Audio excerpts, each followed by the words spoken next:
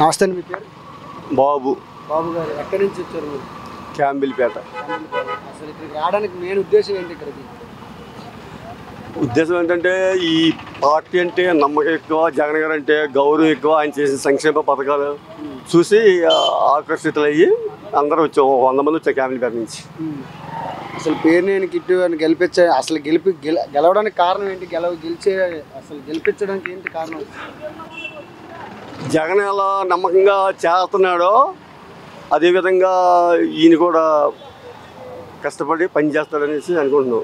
మరి అవతల వ్యక్తి కూటమి వ్యక్తి చాలా అనుభవంతుడు, చాలా ఈయనకి ఎటువంటి అనుభవం ఉంది అసలు రాజకీయం మీద? రవీంద్ర కంటే ఎక్కువ అనుభవం ఉందనుకుంటున్నాం మేము. అంటే ఈ ఒక సంవత్సరం బట్టి చూస్తే ఆయన సీనియర్ అయినా సరే అంత అనుభవం ఆయనకి లేదు, రవీంద్రకే లేదు. ఎందుకంటే ఆయనకి తెలియాలి. ఆయన ఆల్రెడీ ఎమ్మెల్యేగా గెలిచాడు కదా. ఇప్పుడు ఈయన మీద నమ్మకం ఉండబట్టే, చేస్తాడని నమ్మకం ఉండబట్టే జనాలు ఇంత లోకం తండోపతండాలుగా వచ్చారు. అసలు ఎప్పుడు కూడా లేరు జనాలు. మరి రేపు కూడా కొల్లు రవీంద్ర గారిది నామినేషన్ ఉంది. జనం ఇక్కడ ఏంటంటే ఇప్పుడు వచ్చే జనం అందరూ డబ్బులు తీసుకొని వచ్చానని చెప్తున్నారు. ఒక్క రూపాయి కూడా ఎవరు తీసుకుని ఎవరు రాలేదు. తనంతట తానే అభిమానంతో వచ్చారు, ఉరకలేసుకుంటూ వచ్చారు జనాలు.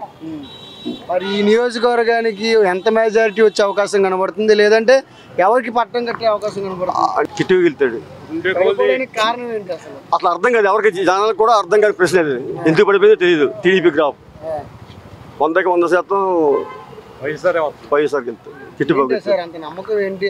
అంత కాన్ఫిడెన్స్ గా చెప్తున్నారు వైఎస్ఆర్ ఈ మచిలీపట్నంలో వైఎస్ఆర్ వస్తుందని అంత కాన్ఫిడెన్స్ ఎందుకు చెప్తున్నారు? ఈయన చిన్న కుర్రాడైనా సరే ఏదన్నా ఎవరన్నా పని కావాలంటే ఎంత బుధం వేసుకుని వెళ్తాం. ఈ కొన్ని రోజుల్లోనే తెలిసింది జనాలకి బాగా వర్కర్ బాగా చేస్తాడనేసి నమ్మకం ఉంది.